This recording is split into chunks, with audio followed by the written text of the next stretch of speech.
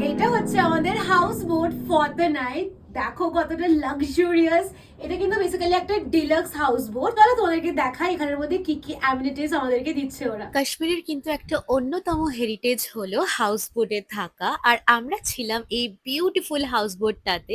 এটা হচ্ছে ওদের হলরুম এরিয়া, আর এটা হচ্ছে ওদের ডাইনিং সেটআপ, বড্ড রয়্যাল। এবার চলো তোমাদেরকে দেখাই ওদের বেডরুমস গুলো। এটা হচ্ছে ওদের ফ্যামিলি রুম, যেখানে 4 জন অ্যাকোমোডেট করতে পারবে, আর এইটা হচ্ছে ওদের ডাবল শেয়ারিং রুমটা। এছাড়া এখানে একটা 25,000 পার নাইটের একটা সুপার ডিলাক্স রুম আছে, ওটা তোমাদের আমি বড় ভিডিওতে দেখিয়েছি। দেন আমরা চা খেয়ে বসে পড়লাম কাশ্মীরি শলস আর কাশ্মীরি জিনিসপত্র দেখতে। আমাদের হাউস বোটে এসেছিল এই আঙ্কেলটা, আর এখানে প্রত্যেকটা জিনিস বড্ড সুন্দর, একদম হ্যান্ড মেডে বানানো। এত সুন্দর ছিল জিনিসগুলো, তো আমরা এখান থেকে 2-3টে জিনিস কিনেছি। দেন করে নিলাম ডিনার। ডিনারে ছিল রাজমা চাওয়াল, তারপরে চলে আসলাম আমার কোজি বেডে ঘুমাতে। So it was an amazing experience.